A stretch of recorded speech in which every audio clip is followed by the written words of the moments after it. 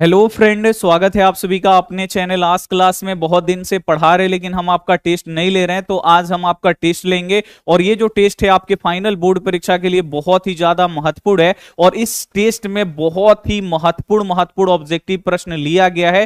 Total इसमें 25 objective प्रश्न लिया गया है और आपको 25 में से 20 सही कर देना। अगर 25 में से 20 अगर आपका सही हो जाता है तो आपकी तैयारी बहुत बहुत बहुत ही अच्छी है। अगर आपका 20 से नीचे सही हो रहा है तो थोड़ा सा और आपको मेहनत करने की जरूरत है। और इस टेस्ट से आपको पता चलेगा कि आपकी तैयारी कितनी हुई है। तो इस टेस्ट को आप लोग शुरू से लेकर अंत तक दीजिए। चलिए टेस्ट को शुरू करते हैं। शुरू करने से पहले अगर अभी तक आप वीडियो को लाइक नहीं किए, लाइक कर दीजिए। चैनल को सब्सक्राइब नहीं किए, चैनल को सब्सक्राइब कर दीजिए। और जो भी बच्चे कक्षा 10वीं में आपके जान पहचान वाले बच्चे पढ़ रहे हैं उनके पास ये वीडियो जरूर शेयर करिएगा ताकि वो भी बच्चे टेस्ट दे सके। तो आप लोग याद से जरूर शेयर कर दीजिएगा। अगर आपको लाइव क्लास करना है बिल्कुल फ्री में तो आप हमारे व्हाट्सएप ग्रुप में जुड़ सकते हैं। ये हमारा व्हाट्सएप नंबर है, इस पे आपको मैसेज कर देना है कि सर मुझे व्हाट्सएप ग्रुप में जोड़ दीजिए, तो लिंक जाएगा और आप लोग लिंक को दबा के ग्रुप जरूर ज्वाइन कर लीजिएगा ताकि क्लास का लिंक वहां पे लाइव क्लास का लिंक आपको मिलते रहे।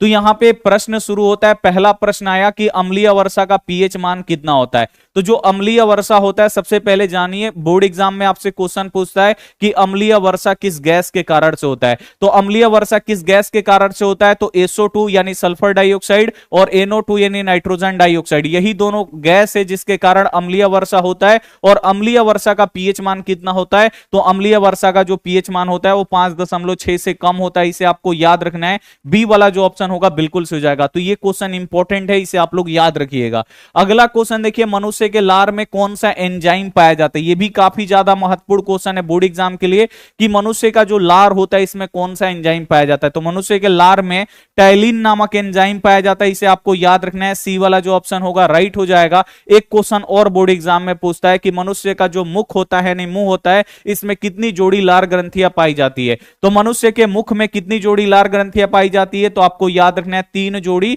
लार ग्रंथियां पाई जाती है। इसे आपको याद रखना है, यह भी काफी ज्यादा इंपॉर्टेंट है, परीक्षा में पूछता है, आप लोग याद रखिएगा। अगला क्वेश्चन आप देखिए, अवतल लेंस को कहते हैं।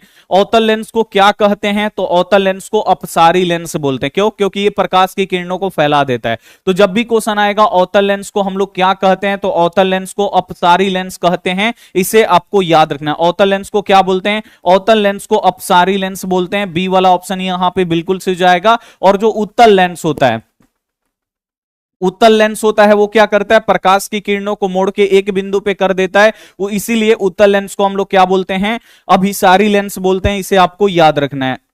अगला क्वेश्चन आप देखिए, ये भी काफी ज्यादा महत्वपूर्ण क्वेश्चन है कि मोटर गाड़ी के चालक के सामने कौन सा दर्पण लगा होता है। ये भी काफी ज्यादा इंपॉर्टेंट क्वेश्चन है कि मोटर गाड़ी के चालक के सामने कौन सा दर्पण लगा होता है। जो गाड़ी चलाता है ना उसके सामने आप लोग देखिएगा इतना पतला लगा रहता है दर्पण। तो ये कौन सा दर्पण होता है, या क्वेश्चन ये ऐसे भी बोर्ड एग्जाम में पूछे जाते हैं कि जो मोटर गाड़ी होता है इसके साइड मिरर यानी पीछे से आने वाली गाड़ियों को देखने के लिए, दो देखते होंगे गाड़ी में से साइड मिरर लगा रहता है, ठीक है ना, दो शीशा ऐसे लगा होता है, मतलब जो 4 चक्का गाड़ी है उसमें आप लोग देखिएगा, इसे बोलते हैं साइड मिरर। तो साइड मिरर के रूप में हम किस दर्पण का प्रयोग करते हैं, तो आपको याद रखना है उत्तल दर्पण का प्रयोग करते हैं। और उत्तल दर्पण का ही क्यों प्रयोग करते हैं, क्योंकि जो उत्तल दर्पण होता है ये किसी भी वस्तु का एकदम छोटा प्रतिबिंब बनाता है और सीधा बना के दिखाता है। तो पीछे से जो गाड़ी आता है ना, बड़ा बड़ा गाड़ी, उसका भी छोटा और सीधा प्रतिबिंब बना के हमें दिखाता है, ठीक है। चलिए अगला क्वेश्चन ये भी बहुत ही ज्यादा महत्वपूर्ण है कि किस दर्पण की फोकस दूरी धनात्मक होती है। अब यहां पे आपको बताना है कि किस दर्पण की फोकस दूरी धनात्मक होती है। तो आपको याद रखना है कि जो उत्तल दर्पण होता है ना इसका फोकस दूरी धनात्मक होता है, यानी प्लस में होता है। ए वाला ऑप्शन यहां पे बिल्कुल से हो जाएगा। बहुत ही ज्यादा महत्वपूर्ण क्वेश्चन है। और जो अवतल दर्पण होता है ना, अवतल दर्पण की फोकस दूरी ऋणात्मक होता है, यानी माइनस में होता है। ये आपको याद रखना है, महत्वपूर्ण है। अगला क्वेश्चन देखिए, दही का जमना किस प्रकार की क्रिया है। यह भी बोर्ड एग्जाम में आता है भाई, दही का जमना किस प्रकार की क्रिया है। तो दही का जो जमना है ये किण्वन की क्रिया है। इसे आपको याद रखना है। सी वाला जो ऑप्शन होगा बिल्कुल एकदम 100% राइट आंसर हो जाएगा। और ये भी आपके बोर्ड एग्जाम में पूछता है कि जो दही होता है ना इसमें कौन सा अम्ल होता है, या दूध जो होता है उसमें कौन सा अम्ल होता है। तो दूध और दही में लैक्टिक अम्ल होता है। इसे आपको याद रखना है, यह भी बहुत ही ज्यादा महत्वपूर्ण है। अगला जो क्वेश्चन है आप यहां पे देखिए, मनुष्यों का वृक्क संबंधित है किससे, यानी जो मनुष्यों का वृक्क होता है, यानी जो किडनी होता है वो किससे संबंधित संबंधित है? तो आपको याद रखना है उत्सर्जन से। मनुष्यों का जो वृक्क है यानी जो किडनी है उसका संबंध किससे है? तो आपको याद रखना है उत्सर्जन से है, यानी जो जितने भी हानिकारक पदार्थ है वो क्या करता है? शरीर से बाहर निकालता है किडनी, इसे आपको याद रखना है। फिर क्वेश्चन आएगा कि जो मनुष्यों का वृक्क है ये हमारे शरीर में कितना होता है? तो 2 वृक्क होता है, यानी एक जोड़ी, 2 देगा नहीं तो एक जोड़ी, जोड़ी में देगा तो एक युग्म या एक जोड़ी देगा, इसे आपको याद रखना है। और अगला जो क्वेश्चन बोर्ड एग्जाम में पूछता है कि वृक्क का आकार कैसा होता है? तो जो वृक्क का आकार होता है ये सेम के बीच के समान होता है, इसे आपको याद रखना है। विभवांतर मापने वाले यंत्र को क्या कहते हैं? तो विभवांतर मापने वाले यंत्र को हम लोग क्या बोलते हैं? वोल्ट मीटर बोलते हैं। बी वाला ऑप्शन यहां पे बिल्कुल सही जाएगा। और विभव मापने वाले यंत्र को हम लोग क्या बोलते हैं? तो विभव मापने वाले यंत्र को भी वोल्ट मीटर बोलते हैं। और विद्युत धारा को मापने वाले यंत्र को हम लोग क्या बोलते हैं? तो विद्युत धारा मापने वाले यंत्र को हम लोग ए मीटर या आ मीटर बोलते हैं, इसे भी आप लोग याद रखिएगा, बहुत ज्यादा इंपॉर्टेंट है। अगला क्वेश्चन है कि मानव नेत्र में कौन सा लेंस होता है? जो मानव का आंख होता है इसमें कौन सा लेंस होता है? तो मानव के आंख में यानी नेत्र में कौन सा लेंस होता है? तो उत्तल लेंस होता है, इसे आपको याद रखना है।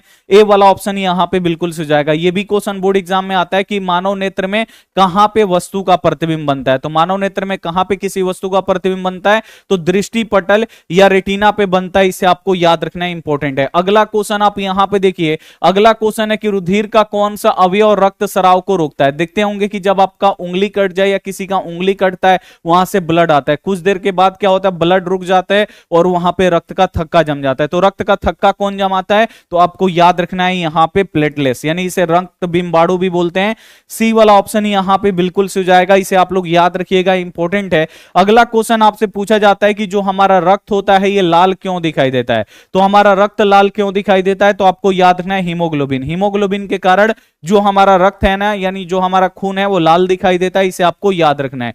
अगला क्वेश्चन है पौधों में जल का परिवहन कौन करता है? तो पौधों में बाबू जल का परिवहन कौन करता है? तो पौधों में जो जल का परिवहन करता है ना, आप लोग याद रखिएगा, ज से जल, ज से जाइलम, यानी पौधों में जो जल का परिवहन करता है वो जाइलम करता है। और पौधों में जो भोजन का परिवहन करता है, आपको याद रखना है, पौधों में जो भोजन का परिवहन करता है वो फ्लोएम करता है, इसे आपको याद रखना है। जाइलम जो होता है ये मृत कोशिका होता है और फ्लोएम जो होता है जीवित होता है, इसे आपको याद रखना है, ठीक है। चलिए अगला क्वेश्चन है कि पेड़ पौधों की पत्तियां हरा किसके कारण से होता है? ये भी काफी ज्यादा इंपॉर्टेंट है कि जो पेड़ पौधों की पत्तियां हैं वो हरा हमें किस कारण से दिखाई देती हैं? तो पेड़ पौधों की जो पत्तियां होती है ना, ये क्लोरोफिल, यानी इसे हिंदी में बोलते हैं हरित लवक, क्लोरोफिल यानी हरित लवक के कारण से क्या होती है? आपको याद रखना है, पेड़ पौधों की पत्तियां हरी दिखाई देती हैं, आपको याद रखना है।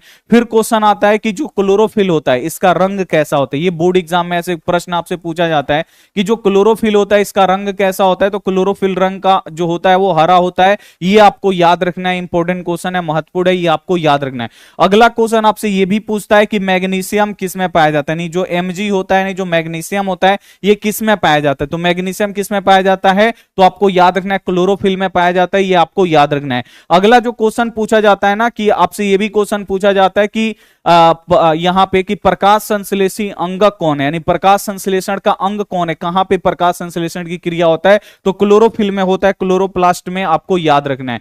अगला क्वेश्चन है सौर सेल बनाने के लिए किसका उपयोग किया जाता है? तो सोलर सेल बनाने के लिए अर्धचालक का प्रयोग होता है, क्योंकि अर्धचालक जितना गर्म होता है उसका प्रतिरोध कम होता है। तो यहां पर देखिए सोलर सेल बनाने के लिए किसका उपयोग किया जाता है? तो आपको याद रखना है सिलिकॉन, सिलिकॉन क्या है? अर्धचालक है, और सिलिकॉन का हम लोग प्रयोग करते हैं सोलर प्लेट बनाने के लिए, इसे आपको याद रखना है। अगला जो क्वेश्चन है कि संगमरमर का रासायनिक सूत्र क्या होता है? अब यहां पे आपसे पूछा जा रहा है कि जो संगमरमर है ना इसका रासायनिक सूत्र क्या होता है? तो संगमरमर का रासायनिक सूत्र क्या होता है? CaCO3 होता है, इसे आपको याद रखना है। ए वाला जो ऑप्शन होगा बिल्कुल सही जाएगा, इसे आपको याद रखना है। अगला क्वेश्चन आप देखिए कि मुख्य प्रदूषक गैस कौन सा है? तो मुख्य प्रदूषक का मतलब सबसे ज्यादा प्रदूषण फैलाने वाला गैस कौन सा है? तो सबसे ज्यादा प्रदूषण फैलाने वाला गैस कौन सा है? तो आपको याद रखना है कार्बन डाइऑक्साइड, यानी जो कार्बन डाइऑक्साइड है ये मुख्य प्रदूषक गैस है, इसे आपको याद रखना है। और एक क्वेश्चन और बोर्ड एग्जाम में आता है कि जो कार्बन डाइऑक्साइड है ये हमारे वायुमंडल में कितना पाया जाता है? तो कार्बन डाइऑक्साइड हमारे वायुमंडल में कितना पाया जाता है? तो 0.03% पाया जाता है, ये आपको याद रखना है, इंपॉर्टेंट है, ठीक है। चलिए अगला क्वेश्चन आप देखिए, अगला जो क्वेश्चन है कि रक्त लाल किसके कारण से दिखाई देता है, नहीं जो हमारा रक्त है वो लाल किसके कारण से दिखाई देता है। तो रक्त लाल बाबू किसके कारण से दिखाई देता है, हीमोग्लोबिन के कारण से दिखाई देता है। इसे आपको याद रखना है, बी वाला ऑप्शन बिल्कुल सही जाएगा। और ये भी क्वेश्चन आता है कि हीमोग्लोबिन में कौन सा तत्व होता है, तो हीमोग्लोबिन में बाबू कौन सा तत्व होता है, तो आपको याद रखना है लोह अयस्क होता है, लोहा का अयस्क होता है, इसे आपको याद रखना है। इसीलिए जो ब्लड होता है ना वो लाल होता है। और हीमोग्लोबिन क्या करता है, तो ये ऑक्सीजन का वाहक होता है, ये ऑक्सीजन को ढोता है, इसे आपको याद रखना है। अगला जो क्वेश्चन पूछ देता है ना कि हीमोग्लोबिन के कमी के कारण से कौन सा रोग होगा, तो हीमोग्लोबिन की कमी के कारण से कौन सा रोग होता है, एनीमिया रोग होता है, ये भी आपको याद रखना है, महत्वपूर्ण है। अगला क्वेश्चन है अपवर्तन के कितने नियम है, ये भी बोर्ड एग्जाम में आता है कि प्रकाश के अपवर्तन के कितने नियम होते हैं, तो प्रकाश के अपवर्तन के 2 नियम होते हैं, इसे आपको याद रखना है। और प्रकाश के परावर्तन के भी कितने नियम होते हैं, तो प्रकाश के परावर्तन के भी 2 नियम होते हैं। तो प्रकाश के अपवर्तन के 2 नियम होते हैं, प्रकाश के परावर्तन के भी 2 नियम होते हैं। एक क्वेश्चन इसमें और आता है कि प्रकाश के अपवर्तन के दूसरे नियम को क्या बोलते हैं, तो प्रकाश के अपवर्तन का जो दूसरा नियम है ना उसे स्नेल का नियम बोलते हैं। और स्नेल के नियम का गणितीय रूप क्या होता है, तो ये होता है साइन आई और बट्टा साइन आर होता है, ये आपको याद रखना है। अगला क्वेश्चन आप यहां पे देखिए, अगला जो क्वेश्चन है कि प्रतिरोध का सही मात्रक क्या है, ये भी बहुत ज्यादा इंपॉर्टेंट है। तो प्रतिरोध का सही मात्रक क्या होता है, ओम होता है, बी वाला ऑप्शन बिल्कुल सही जाएगा। और जो ओम होता है ना इसका सिंबल ये होता है, ठीक है। और प्रतिरोधकता का सही मात्रक क्या होता है, तो प्रतिरोधकता का सही मात्रक ओम मीटर होता है, इसे आपको याद रखना है। प्रतिरोधकता का सही मात्रक क्या होता है, ओम मीटर, ये आपको याद रखना है। वाट किसका होता है, ये भी आपको याद रखना है कि जो वाट होता है ये विद्युत शक्ति का होता है। विद्युत शक्ति का ऐसे ही मात्रक क्या होता है, वाट होता है, ये आपको याद रखना है। एम्पियर किसका होता है, तो विद्युत धारा का ऐसे ही मात्रक एम्पियर होता है, ये आपको याद रखना है। वोल्ट किसका होता है, तो विद्युत विभव और विद्युत विभवांतर का ऐसे ही मात्रक वोल्ट होता है, ये आपको याद रखना है। अगला क्वेश्चन है वायुमंडल में कौन सा रंग यानी कौन सा वर्ण का प्रकीर्णन सबसे ज्यादा होता है। प्रकीर्णन का मतलब होता है फैलना, यानी किस रंग का प्रकीर्णन, यानी कौन सा रंग वायुमंडल में सबसे ज्यादा फैलता है। तो जो वायुमंडल में छोटे छोटे धूल कण होते हैं वो किस रंग का प्रकीर्णन सबसे ज्यादा करते हैं, तो आपको याद रखना है नीला। नीला रंग का प्रकीर्णन सबसे ज्यादा होता है। और किस रंग का प्रकीर्णन सबसे कम होता है, तो आपको याद रखना है लाल रंग का प्रकीर्णन सबसे कम होता है, इसे आपको याद रखना है क्योंकि वो मजबूत रंग होता है। और इसी कारण से यानी प्रकाश के प्रकीर्णन के कारण से ही जो हमारा आकाश है ना वो नीला दिखाई देता है, ये आपको याद रखना है। अगला क्वेश्चन आप देखिए कि पाचन की क्रिया कहां पूरी होती है, यानी जब हम लोग भोजन करते हैं तो पचता है, तो भोजन जो होता है वो कहां पे जाके पूरी तरीके से पचता है, तो आपको याद रखना है छोटी आंत। छोटी आंत में भोजन जाके पूरी तरीके से पच जाता है, इसे आपको याद रखना है, महत्वपूर्ण क्वेश्चन है। और ये भी क्वेश्चन आता है आहार नाल का सबसे लंबा भाग कौन सा है, यानी जो हमारा आहार नाल है ना जिस जहां तक भोजन पचता है उसका टोटल लंबाई 8 मीटर से लेकर 10 मीटर तक होता है। लेकिन इसमें जो छोटी आंत होता है ना इसका लंबाई 6 से 8 मीटर होता है, इसे आपको याद रखना है। तो आहार इसका नाम है छोटी आंत, लेकिन है ये सबसे लंबी। तो जब भी क्वेश्चन आएगा छोटी आंत की मतलब लंबाई कितनी होती है, 6 से 8 मीटर, और जो छोटी आंत होती है ये आहार नाल की सबसे लंबी भाग होती है, सबसे लंबा होता है, इसे आपको याद रखना है। किसी भी अम्लीय विलयन का पीएच मान क्या होता है, तो अम्लीय विलयन का पीएच मान आपको याद रखना है 7 से कम होता है, ये आपको याद रखना है। जो क्षारीय विलयन होता है ना, क्षारीय विलयन का आपको याद रखना है पीएच मान जो होता है वो 7 से अधिक होता है, ये आपको याद रखना है। और जो उदासीन विलयन है जैसे जल, जल जो है ना उदासीन है, ना ही वो अम्लीय है ना ही वो क्षारीय है, तो जल का पीएच मान कितना होता है, 7 के बराबर होता है, ये आपको याद रखना है। अगला जो क्वेश्चन है निम्नलिखित में से किसका उपयोग खाना बनाने वाले ईंधन में नहीं करते हैं, तो आपको याद रखना है सीएनजी, यानी जो कंप्रेस्ड नेचुरल गैस है इसका उपयोग हम लोग खाना बनाने में नहीं करते हैं। सीएनजी का पूरा नाम क्या होता है, कंप्रेस्ड नेचुरल गैस, ये आपको याद रखना है। खाना बनाने में किसका प्रयोग करते हैं, एलपीजी का करते हैं, बायोगैस का करते हैं, कोयला का कर लेते हैं, ठीक है। और जो सीएनजी है इसका मुख्य गैस कौन सा होता है, मेथेन गैस होता है, आपको याद रखना है। और मेथेन का फॉर्मूला क्या होता है, CH4 होता है, इसे आपको याद रखना है। और एलपीजी का मुख्य अवयव कौन सा गैस होता है, ब्यूटेन गैस, इसे आपको याद रखना है, ये भी इंपॉर्टेंट है।